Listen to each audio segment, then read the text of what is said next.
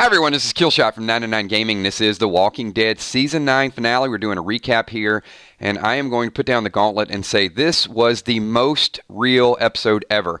I know it's kind of an oxymoron to say real on a fake television show, but boy, oh boy, did we get into some issues and some social issues and some really, really good stuff. I know there's mixed emotions about what people wanted for the finale, but I have to tell you, after reviewing this episode, seeing it again, and breaking down some of the different scenes that we're going to talk about today, absolutely incredible. Maybe once we talk about it a few times, some of the people are just looking for, I've got some of the comments like, hey, the Pike scene should have been the season finale, but I'm going to disagree because Angela Kang actually had the gall to approach some things that were missing in my mind, because we want to make these characters as true to form as possible, and we did get to see that. So this is going to be one of those streams where we show the Angela Kang emojis. I actually tweeted this out to Angela Kang, so if you are watching, let me just say, on behalf of the 999 Army, you absolutely kanged it. And as Uncle Creepy just said a little bit ago, our new what is our new phrase, our new slogan? It don't mean a thing if it ain't got that Kang. I love it. I'm gonna throw out a kills coin for that, Uncle Creepy. So hang on to that, and on one of our Freestyle Fridays, we're gonna have you super chat. You guys can see the Patreon Army listed up in there. We got some brand new Patreons listed as well. I think we have Mandy. I think Mandy joined today. We got several new channel members. We were just growing left and right. Let me get to today's topic and show you guys what we're going to talk about. We are going to talk about the scene between Daryl and Ezekiel, Carol, and Lydia. There were a lot of kind of one-offs that certainly went down, and each are important. So I'm going to ask you guys, just do me a big favor. Respect other people's opinions. We can certainly disagree, but there are going to be some serious topics that we get into today. And one more, you guys probably watched the episode last night. It's like, hey, Walking Dead is over. No, we're just getting started, everybody. YouTube does start to hold back on the emojis a little bit. So we just hit 61. The next emoji will unlock at 75. So 14 more members, and we're going to unlock another custom emoji. We'll have a vote on that. We'll talk about it. It could be something Game of Thrones related, or fear. Maybe we'll do our first Fear the Walking Dead emoji, something. But several people have asked how they become members. If you hit the $ and it says level up, then you're in the right app. If not, you can always watch through YouTube Gaming app, and then it gives you a join button. You hit join, there's a membership fee, and voila, you got access to all these emojis and everything else. There's a difference between subbing to a channel and being a member of a channel, and I know I get that question quite a bit over the last couple days. So I'm going to jump right into it. You guys can, one of the real polarizing topics we had last night was the Ezekiel Darrow conversation. Who was right? Who was wrong? Let me just start. I'm going to kind of make a case for, well, I don't know I got to defend Ezekiel, but I want to make a case for a little bit of Ezekiel's position, and then I'll make a case for a little bit of Carol's position as well. So, one, this kingdom dream is Ezekiel's. It is something that's been built up. Not only he's kind of gotten into the character, fake it till you make it. He had a tiger, for crying out loud, but he started to bear the burden of not just being the king and the notoriety, but the responsibilities that come along with it. I can tell you, I'm not putting myself in Ezekiel's position, but I'll tell you, this really hit home to me because as someone that turns on a microphone and does a show and we interact, believe it or not, there are times that you just don't have it. There's times when you can't bring it. There's times when you have an audience that wants to talk about something and you just don't want to talk. You just don't want to get behind the mic. You just don't want to run a show. And especially over the last 45 days when we're doing double streams, triple streams, people are messaging about topics, hey, we got to get this out there. We got to talk fear. You guys know, yesterday, for example, there was a lot of streams, a lot of conversations, and we try to appeal to what people want to talk about. We try to appeal to different time zones. And the one commonality in all of that is me. I mean, I'm sorry to say it that way, but when all the things are going, I either have to decide if there's a show or there's not a show. And there's a lot of pressure sometimes in order to do that because you don't want to leave anybody out. You always want to include everybody. So that really hit home to me with Ezekiel because I think a lot of people see him as the king and just wanting to do it. And I don't. I see Ezekiel as somebody that was kind of put into the position There are peaks and valleys once you're in that position. Yes, the charter was awesome, getting up there and doing the speech, but it's not just about him. It's a little bit about him. He has to stay in the moment, but I'm sure there's days Ezekiel wakes up and it's like, I don't want to stand up there in front of everybody and give a king speech. And then when he is normal, he loses his tiger. And then when he's normal, he has relationship problems because he lost his son, and now there's the blame game. So I thought it was really, really important seeing Carol sitting up on the side of the bed and Ezekiel laying down. I do have to also tell you, that was brilliantly done because far too often, and let me know if you guys catch this, we see the female laying in the bed to the side and the man sitting up with his back turned to the female. And I thought it was just completely wonderfully done. And if you guys didn't catch that, it was definitely an obvious stereotypical role reversal. It was amazing how it's done. To break some of those old stereotypes, it's just not the guy sitting up turning his back. It's different. And to see that both of them were troubled by that situation. I know a lot of people, it's probably like, wait a minute. Yeah, this episode, the more we talk about this episode, I swear to you, people, if you stop and just take the blood, the guts, the gore, and everything out of it, and just get into the episode, for crying out loud, of all the beautiful things that they did in this, you will appreciate it. It was amazing. And to see that they're struggling, and Carol is struggling for one reason, Ezekiel is struggling for another reason. But one thing that hit home, when Daryl and Ezekiel were talking, he said, Carol and me want the same things. And he could not have been more right. They both want to move on. They both want it to be right. They both want it to feel good again. I mean, this was not, we only saw it in a few episodes. But do you guys know how long Carol and Ezekiel have been married? Have been together? This was not something that was, hey, they'd only been together for 6 or 8 months. This is a long relationship that they've had. So think about all the things that we miss behind the scenes. Think about how, what they talk about. Think about what they eat. Think about how they've grown the kingdom. All those things are partnerships. And for Carol to get to a point, the grief of Henry, to need to walk away from it for a little bit. And she was almost looking at it like, here's the ring, this is a divorce. And he's like, no, this is not. But prior to that, the conversation, I don't think Daryl's reaction was wrong, and I don't think Ezekiel's reaction was wrong. I think both had a right to state their case. And what really kind of hit home with me is, Ezekiel turning around and seeing Carol sympathetic toward Daryl's feelings, right? Before the conversation ever happened with Ezekiel, Ezekiel's probably thinking like, I need you there for me. But at the same time, Ezekiel has not been able to open up to Carol to be there. So there's blame on both sides. Daryl is what Carol needs at this point, and Carol is what Ezekiel needs, but Ezekiel was what Carol needed and had the opportunity to do that. And that's why I said I see both perspectives, because what we missed in that was the fact that instead of Ezekiel sitting up beside Carol and talking through it, he's staring up at the ceiling. And that probably was his opportunity to say, hey, I don't blame anybody. We got to move on past this. I care about you more now. All of those things he could have said, but he didn't. He couldn't. But then we get this moment, and I love the fact that Daryl was going over to get the arrows, and Ezekiel wanted to have a private moment with Daryl. It wasn't, hey, you, stop talking to my wife back there. And it was, I'm not trying to be the bad guy. I just think this is what we need. Daryl as a friend? Absolutely.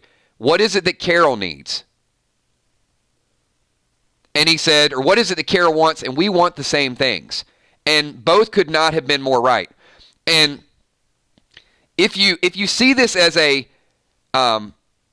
yes or no issue, I think you're missing really the context of what the writers wanted to do. Of what Angela's dynamic with this was to exactly put us in a situation. She even said, she goes, there were things that we did in the episode that we knew would have people talking. And I think this is one of those things that you're either going to love King Ezekiel because of who he is, you're going to love Daryl for who he is, or you're going to see these are two men having a conversation, and both have equal right to state their case.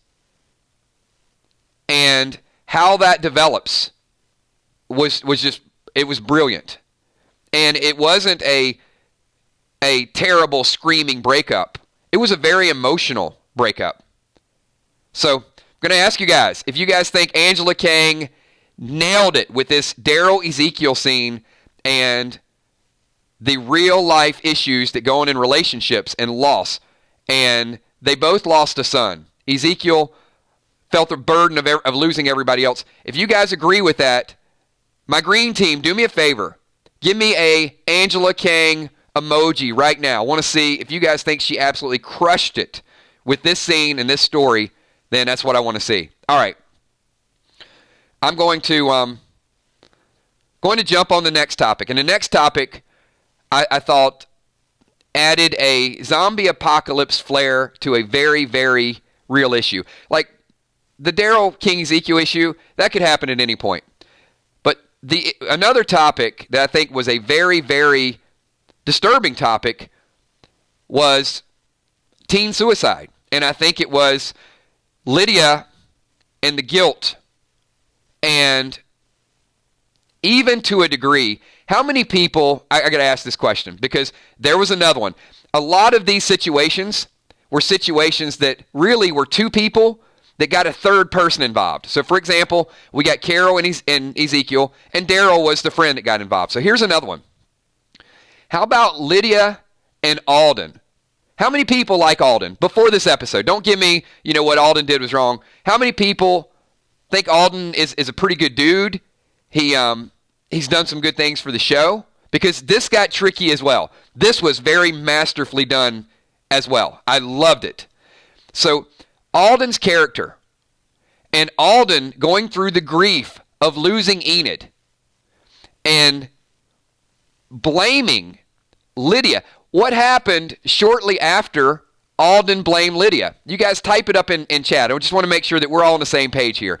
I don't want to completely control the stream because I want your ideas in here. Alden in his feelings. What happened after Alden said something to Lydia?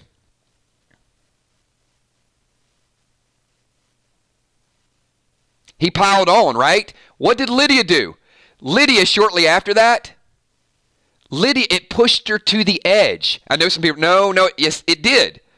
It hit home that she's never going to be forgiven. She even told Daryl, she said, I don't need you to defend me. And he said, well, what he said was wrong. And her first opportunity, she wanted to kill herself. So you've got guilt, you've got Alden, you've got bullying, but you also got bullying from someone who doesn't see it as bullying, who feels justified. So I can see Alden's standpoint, and I can see Alden's grief. This is why this episode was so real. And I can see him saying the wrong thing at the wrong time to the wrong person and not concerned about how she was taking his criticism, because he just needed to get it off his chest. So now you've got this Alden-Lydia dynamic that a lot of people watching the episode probably missed, and because there were a lot of people saying, oh, they're not killing anybody, it's not fun, I'm not getting it. But then shortly after that, Lydia tries to commit suicide by cutting her own wrist, and it was the zombie apocalypse version of slicing your wrist, because she was putting her wrist right up to the walker's mouth. It was amazing. It was amazingly done, and she just couldn't do it. And Carol didn't rush right out there. Carol needed Lydia to do what Lydia was going to do at that moment. She saw her, and it was uncomfortable. Lydia turned around, but it wasn't the last of it. So Benjamin Stevenson, super chatting, says, even if Alden's emotions are valid, we just don't know how our actions or words can deeply affect someone, especially someone going through guilt or grief. Absolutely. See, Benjamin Stevens, you brought up a great point. Lydia just lost her boyfriend. So here we are. Well, Alden's got a point. Wait a minute. Lydia, you're blaming Lydia now, and you also are blaming somebody that just lost Her boyfriend, Chris Rainey, she's going through the same thing. And you know what Lydia could have done? Lydia probably could have said, hey, you, if you weren't out there getting yourself captured, my mom never would have followed back to Hilltop in the first place. So there's certainly enough problems and enough blame to go around. And they could have kind of did the back and forth, but Lydia just internalized it. She's already grieving over Henry. Alden's grieving over Enid. But Lydia never cast the first stone. Lydia never called Alden and Luke out for getting captured and putting themselves in a bad situation in the first place. So I think once again, you got that situation where you can choose, right? That's what we got. Two instances so far: relationship problems and dealing with the death of a loved one. Well, and both actually incorporate that. So now it's like, boy, they just hit me with the first challenge. Now I got hit with another challenge. But the thing is, it didn't stop there. If that was all that was in this episode, and that was all we had to appreciate, I could probably just say, it was a good episode. But no, this was not a good episode. This episode got Kanged. It was amazing, because then they took another issue and said, you know what? We're going to get the fans doing nothing but thinking. How about, and maybe you guys missed this, but if you know me, there is something that is very near and dear to my heart. And I think it went completely under the radar. The first person that gets it, I am going to give you a Kills coin, because there is a theme to this, and you can use that Kills coin in a future Super Chat situation.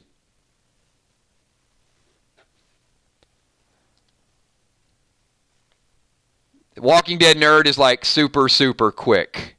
Super fast. That is, Walking Dead Nerd is going to be a part of one of our streams. That was fast. So another Kills coin goes out. So one of our Freestyle Fridays, I am definitely going to incorporate Walking Dead Nerd's idea.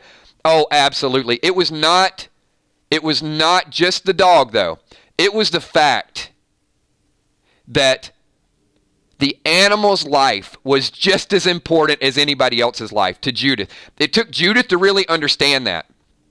There were all these adults, like, the dog got away, the dog got away. Not one of them cared about that dog enough to go out and try to save it, except the kid. Judith had the biggest heart of anybody there. So now you've got something that I'm very passionate about, which is pet equality, which is the kindness to pets, which is the circumstances of pets. Whether the dog was left outside. First of all, the dog should have been inside warming up, number one. But caring for that animal. And even when Judith went out there and Negan went out there to take care of Judith, she said the dog has to come back. She put her foot down that basically, I'm not going back unless that dog comes back. Once again, another very controversial topic that Angela Kang and group was not afraid. You've got relationship issues.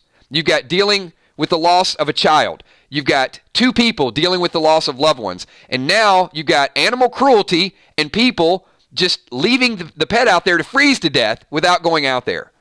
So now, you know what, as far as I'm concerned, we're going to check off another box here, because they are absolutely crushing it at this moment. I know every other YouTube channel wants to talk about the radio and they want to talk about this and that, but this is a topic, and I think it would do an absolute disservice to the amazing nature of this episode to not talk about all these social issues that were put out there.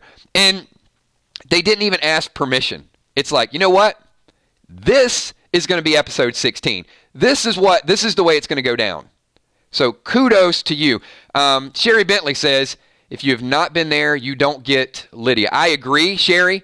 I think almost everybody in this stream has probably either been in that situation or knows someone that has. And Carol showing comfort and caring definitely saved that situation. And I think Lydia's life in Lydia's future arc will probably reflect that. Benjamin Stevenson and her love for Daryl, who left Dog in her care. Absolutely. So certainly 3 issues. So I got to ask the group right now. I brought up 3 very controversial issues that people sometimes they don't want to talk about. They want to ignore. They don't think that they're there.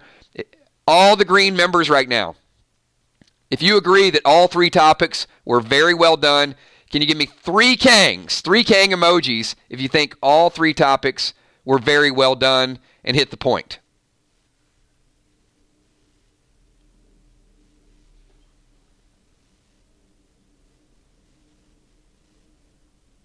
All right, looks like we got some agreement. Loving it. I got to tell you, it's kind of cool that we have the world's only Angela Kang emoji. Come on now. If that doesn't show you that it don't mean a thing if it ain't got that Kang, I love it, creepy. The 3 Kangs, absolutely. We got some bonus. And Angela, I just want to say, because I tweeted this out to you personally, hopefully you're somewhere blushing because this group is, we're flashing Angela Kang emojis. Who's going to do that? All right, we're not done, though. We are not done. I got another one. This was probably not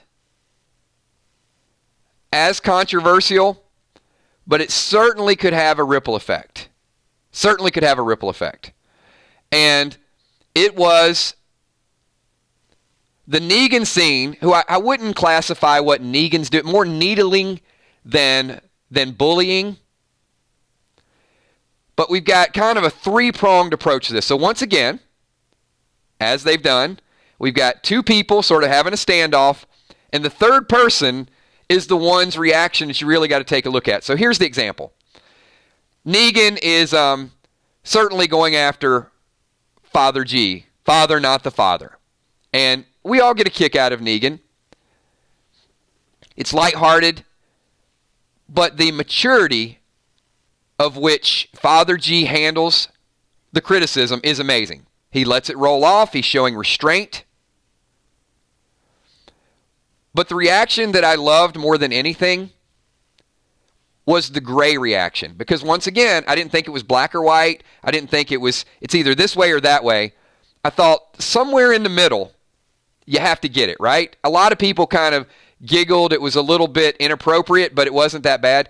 But Eugene's reaction was, I think, most people's reaction.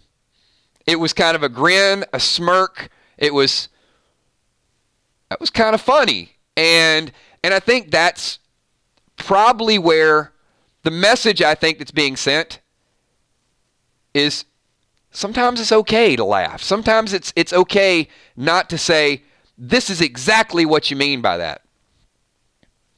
I had I'll give you an example. And I'll give you an example of how this hit home to me. Because the world is so opinionated, right? A lot of what we try to do here is on our channel. Of course, I'm going to throw issues up there. They're like softballs. I'm throwing topics up there for you guys to hit and seeing who's going to be right or left. And if we're going to get to some comfortable ground where we're comfortable mediating and debating. So earlier today, certainly, I did a very, very passionate rant. How many people saw the reaction rant that I did this morning? Just a show of hands. If you did, maybe if you're green, just a little kill shot emoji or something. I was fired up. There's a lot of things out there that I wanted to touch on. But the rant had a lot of topics included in it. It was not one stance.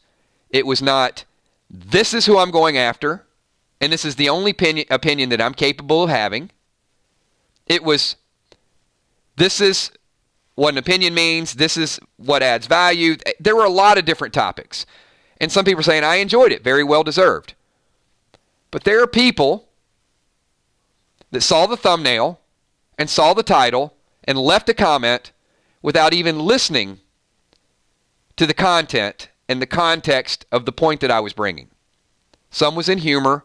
Some was in seriousness. Some was honest. But there was one, and I'm going to get to this super chat.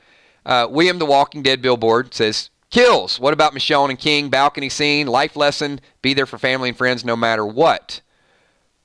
William, I agree. Probably not as a bolder social issue, but certainly in the same context of the Eugene, Father G, and Negan scene. So it was a rampage. And most people that were there had a good time with the rant. And most people that were there kind of know we will go off on a topic from time to time. But there was a comment specifically, and this is why I said we get some very, very strong personalities.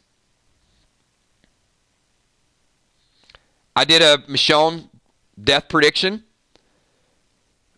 a couple of years back, in addition to doing several others, a Abraham death prediction and a Glenn death prediction, and I was accused of being racist by viewers. You don't forget those. You really don't. Today, when I did an opinion and a rant, the word being used was gatekeeping. Someone left a comment that because I have an opinion and I'm a super fan of Walking Dead, that I'm gatekeeping all the reaction videos, that you're not allowed to do a reaction video because you have to go through me in order to do it. The audacity of you to say that to me without listening to that video or the context of it. And prior to that, the person made the claim that you shouldn't go after people who react because they have a right to react. But then said that I only listen to your channel. But if you only listen to my channel, you have a right to listen to what, that doesn't seem you're being extremely truthful. Because if you only listen to my channel, then how would you know what is in the context of the other people reacting? So that didn't make a whole lot of sense either. It was more of a platform. It was more, I wasn't gatekeeping, but I think that person was grandstanding a little bit more. Sorry, the comment's still up there. And if you wrote the comment, then this is directed at you. You're making a case without listening to my case. And my case is that people in the know absolutely have a right to do a reaction video. People that talk about it, absolutely. But if you're reacting to something and you're bashing something that you know nothing of, that was the context of it. And hopefully you guys kind of got that. You got the gist of that. But the reason I bring this up, well, one, go back and watch the video. Because if you haven't watched it, I thought it was fun to do it. But number two is I thought the Negan Father G Eugene was a great situation. And it reminded me of that comment this morning. I thought Negan was a little bit wrong. I thought Father G was a little bit too rigid. I thought Eugene probably smiled at the right moment. Father, not the father. I mean, that even if you're a little uptight, Father, not the father is funny as hell. It is funny. And that, I think that just kind of broke the ice a little bit.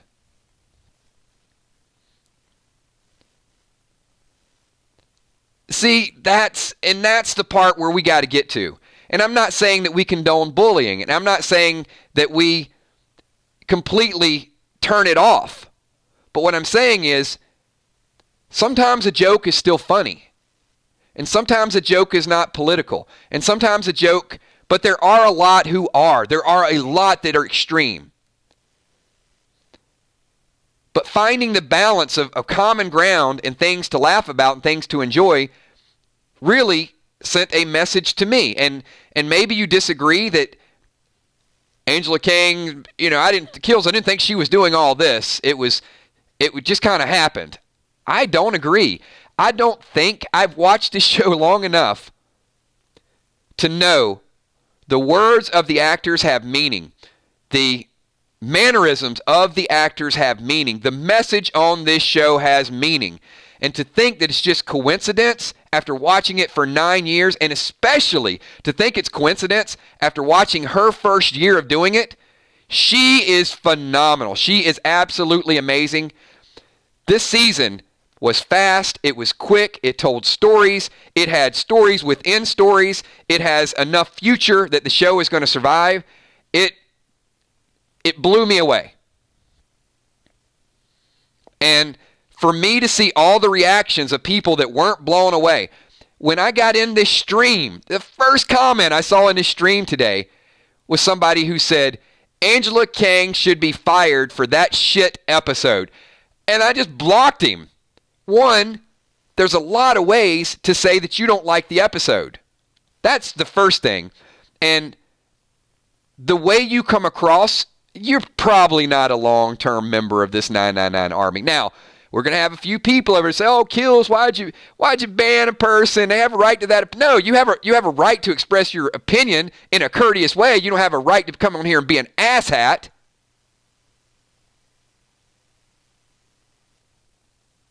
If you don't like what she does, you don't like it. She Kanged it. Absolutely crushed it. Thank you. Thank you. And you know what?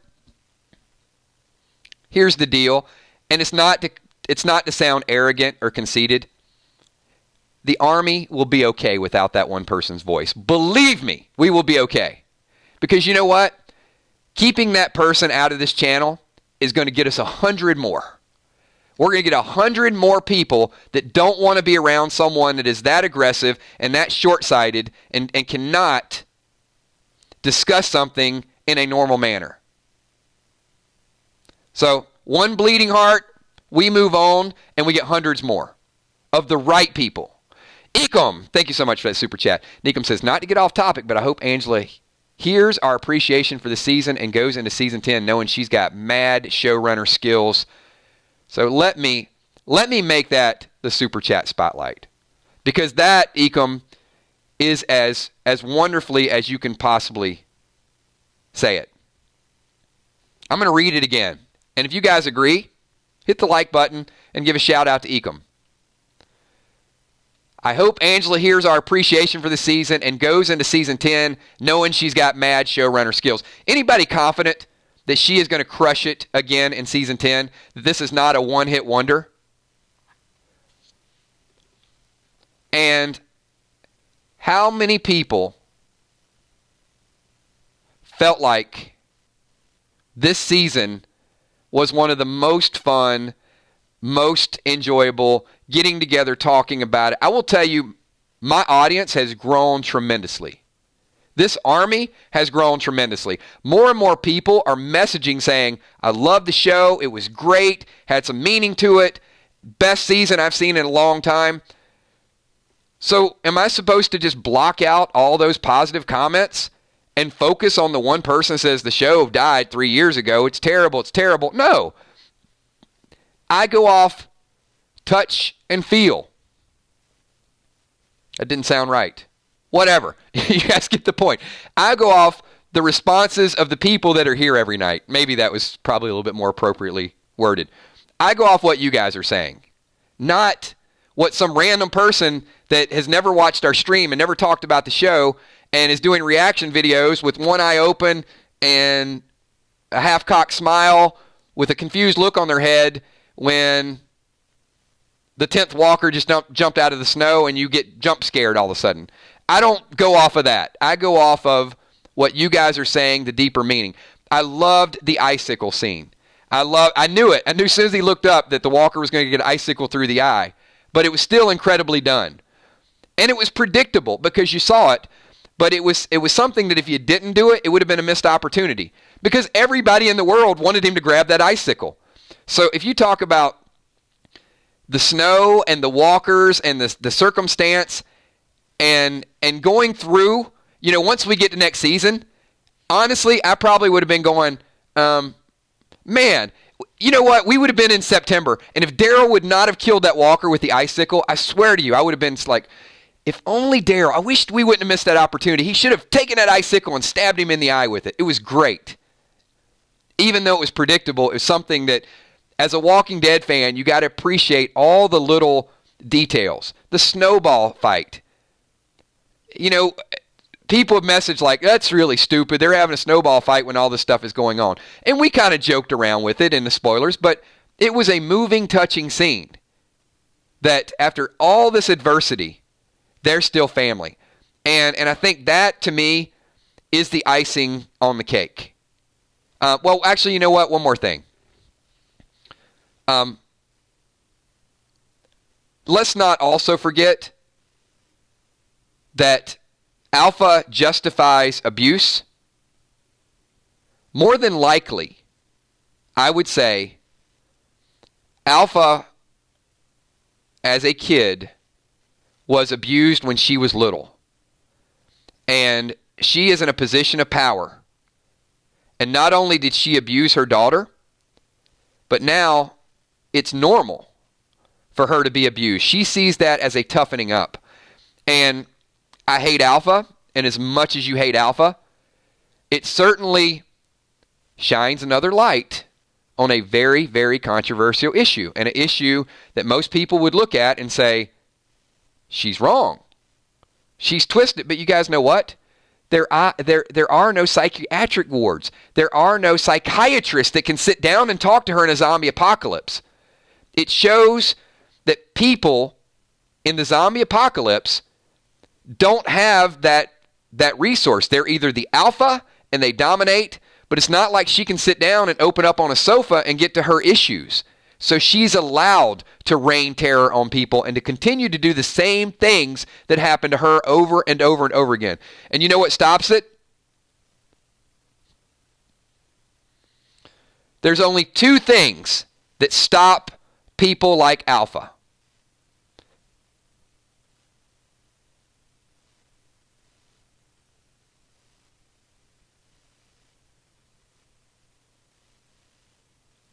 There's some silence here.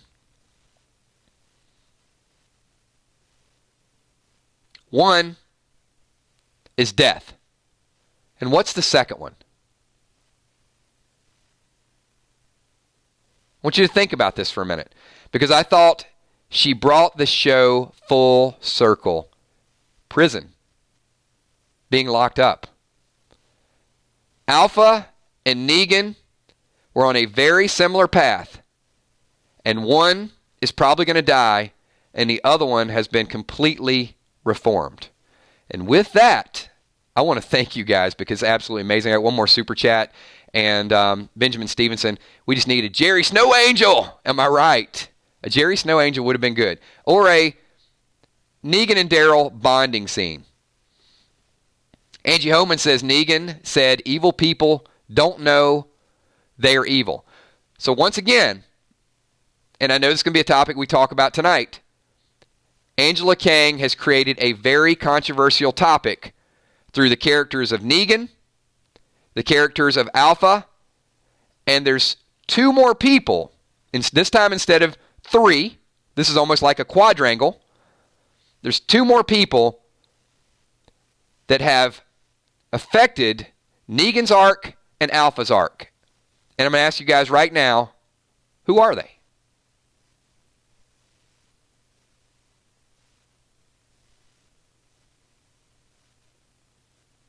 One will always live in infamy on The Walking Dead, whether they're there or whether they're not there. Some people are saying Carol and Daryl, Jude. I'm going to disagree. I'm disagreeing with everybody so far. No. I'm disagreeing. I'm going to take a stand at, well, there you go. I agree with Hippo. Rick and the person that kills Alpha.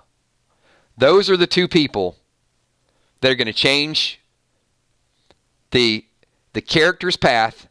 Rick decided to lock up Negan, and that reformed Negan, and the person that kills Alpha will be the person that puts the end to evil. Those are the two. There are lots of factors. There's lots of sub-characters that go along with that do have an impact. But it was Rick's situation. And the thing is, Rick did it inadvertently. Rick locked up Negan not to reform him. That was a byproduct of Judith, of Michonne, of Father G. Rick locked him up to make an example out of him, to show people what not to become. He wasn't expecting Negan to change. It happened. It happened through the support of other people. And like you said, Judith, the bond with that little girl reformed Negan over years and years and years. He loves Judith. That's what we're going to talk about tonight. Hey, everybody, thank you so much for being here. We will be back at 5 o'clock. We're going to talk Fear the Walking Dead. I know people are talking, was the walkie-talkie a way to communicate? It was awesome. Dwight. So we're going to talk about the Fear trailer and give our reaction to it. Be here at 5 o'clock if you can. At 8 o'clock tonight, we're going to go a little bit deeper into the radio voice, into that situation, into that moment. And tonight at 9:30, it is going to be Negan, and more Negan. It is time to either love him or never love him. Because if you have not turned to Team Negan at this point, it's okay. You'll always be anti-Negan, and we're okay. We need all supporters. We need everybody who's willing to go in and talk about it. But there's a whole lot of people that switched over after last night's episode. It's absolutely moving, so we're going to talk about that. One more time, everybody.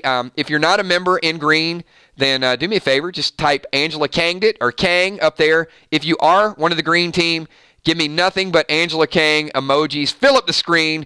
And Angela, I'm going to tweet this out to you one more time.